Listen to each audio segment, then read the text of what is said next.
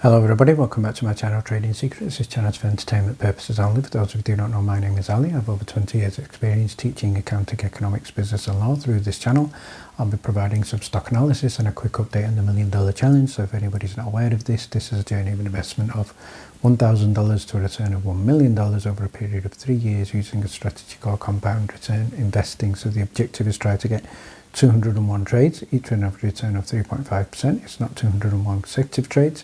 We do take into account losses. So for further details about how to join us for less than $9 a month, information is available in the description below. Today's video we're going to be looking at MMTLP, following on from the previous video where we announced the decision in terms of the TradeStation case and intercoastal waterways, and we're going to be asking the question, can you get paid with arbitration through your broker? So stay tuned for that. We're also going to be looking at ticker symbol DJT, which was also followed up in the previous video and also added onto our previously week's weekly watch list. It's a stock that we have been closely watching, currently up 50% on the week and 231% on the month, and we're going to be asking the question, can it hit $100 before the election? So before we get started, let's have a look at what's happening in the markets.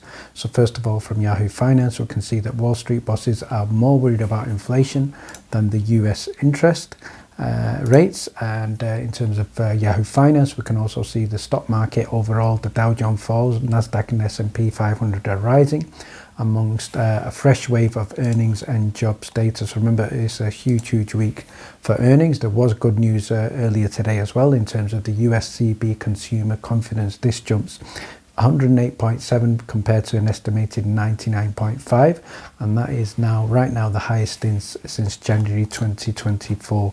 And if we now have a look at news with regard to gold, spot gold again rises to an all-time high and currently in excess of $2,759 an ounce. So again, good luck and congratulations to everybody holding gold. And also similarly good news for Bitcoin. Bitcoin again hit in excess of $72,000 today and looking certainly exceptional in the market. I think a big stock that we're looking at today after earnings, in terms of earnings after close of market today, is Google. So we're looking at a potential beat in revenue, $86.3 billion, and also potential beat in earnings per share, $1.84. And another bad news for anybody holding TMDX, this was down significantly, approximately 24.12% after earnings. So again, always be careful and protect profits. So I'm going to start by having a look at ticker symbol DJT, also known as Trump Media, and go ahead and check out the previous video where we looked at DJT and also shared this as a stock in our weekly watch list. So first thing I'd like to do is compare DJT with GME. So if we have a look at the two in terms of revenue, GME has approximately $800 million revenue, compared to 836,000 for DJT. Net income in terms of GME, they make a profit of $14.8 million, and DJT is making a loss of approximately $16 million.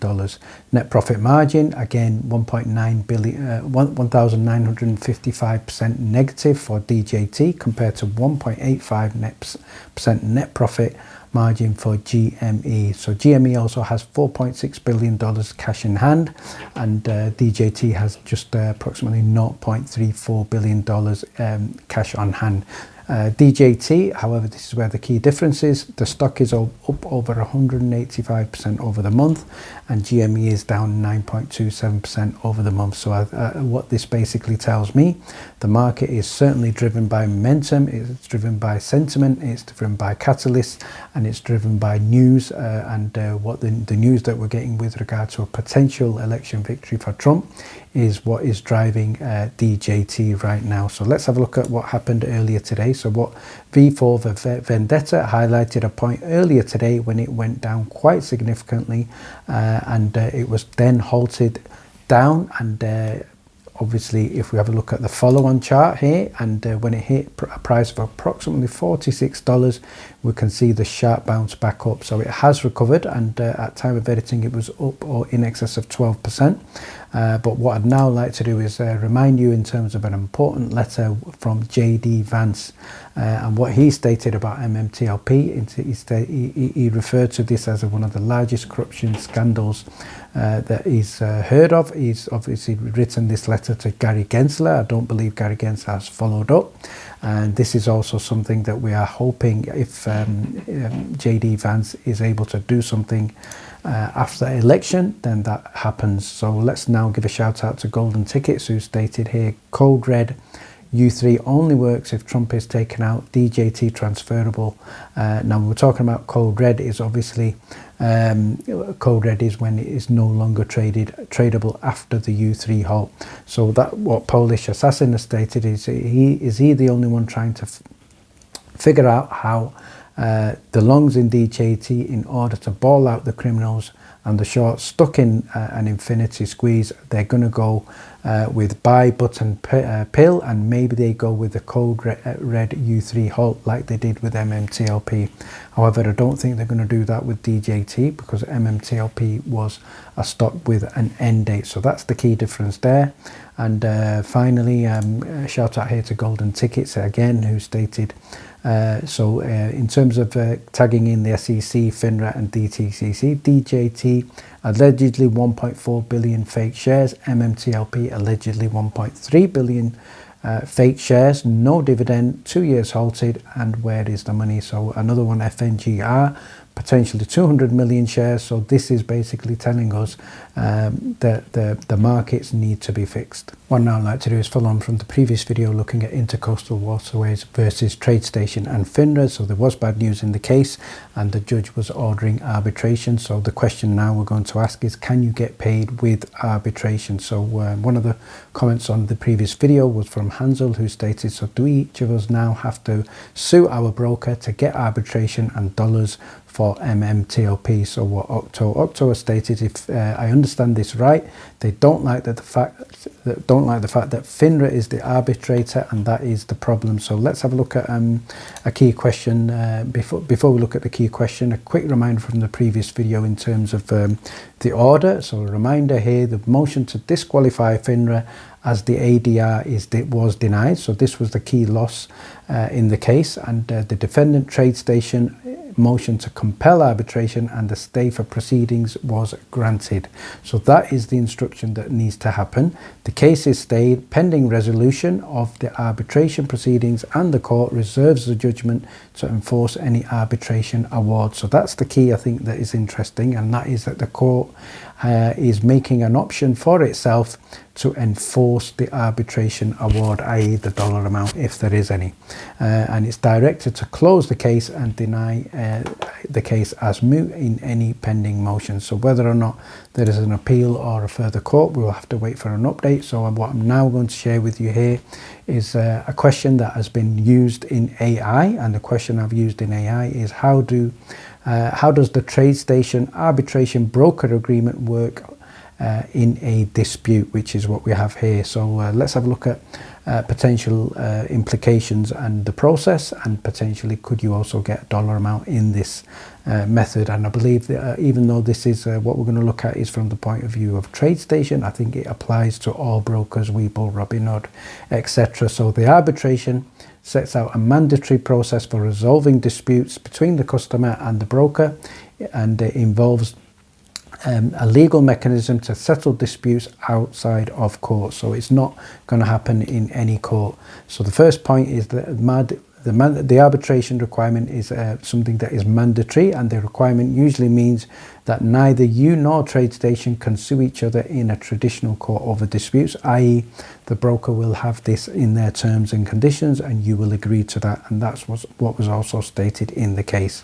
So in terms of arbitration forums, they must occur through one of the established arbitration forums, and we can see here that one of them is FINRA, and that will also apply to us. So FINRA will handle the arbitration since it specializes in broker-dealer cases, and I think the implication here is that FINRA are apparently going to be an honest broker. So that's the assumption. So we go to section 3, processing of filing a claim. So how do you do this? So first of all, you would file a claim and using the specified forum. This could be through FINRA, it could be through your broker. You submit your claim, detail your disputes, your damages, how much money you want, what you're claiming, and then submit your evidence. Then a selection of arbitrators will be chosen, and usually this could be FINRA, and in all effect it probably will be FINRA, and it'll be a panel composed of industry or non-industry arbiters. We know in reality these may well be compromised, and they are supposed to be impartial third parties who review the evidence and then make a decision. So it'll be interesting if anybody can actually go through this process, and let's see if this happens with representatives from FINRA pretending to be impartial. So in the arbitration hearing, it is going to be less formal than courts. Each side will present their evidence, and after that what we then have is an award, i.e. a decision. So hopefully if the award is positive, they will issue you with a written decision known as the award, and that is binding and enforceable in court. So in other words, if the arbitrators state that you're going to get $10 share, $20 share, $100 share, whatever, $500 a share, then if you do not get that amount, then that is enforceable in court. It's almost 100% guaranteed victory in court once that decision happens. So if they don't pay you, the court will almost certainly back you up on that. So number 7, there are going to be costs and fees, but they're much more lower compared to the court. Exceptions, and these can be obviously an alternative in terms of what Scott is doing, in ignoring arbitration, and intercoastal waters were doing the same. And this is where you are alleging that the disputes are with regard to state laws, and state laws will provide an exemption. So it could be fraud as one of the examples. So key considerations are basically the awards are binding, difficult to overturn. So if you get a victory there, it more or less is a done deal.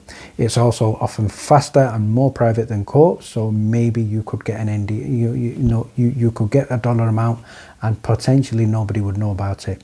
However, on a downside, it does limit your options to appeal if the outcome is not in your favour. So that, I think, is the big risks. Now, what I'd now like to do is give a shout out to, this is what Warren Buffett is doing, and the question here is you should reach out to another lawyer, relate all the inter-fraud and collusion between brokers and FINRAs, because agreements cannot include fraud and criminal activity. So that's one of the key points that we've looked at.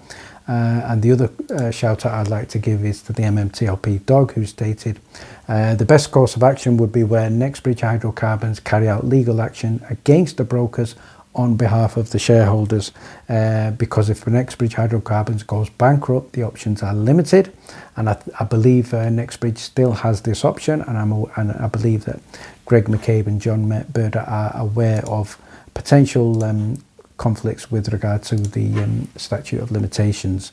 And MMTLP goes on, Doug also goes on to say he spoke to an attorney's lawyer.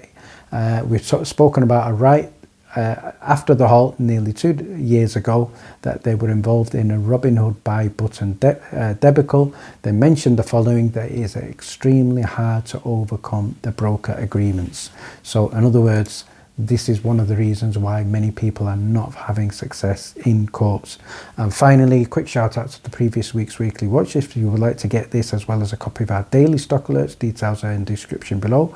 And some of the stocks that we called out include TVGN, SAVE, and recently we've been looking at DJT.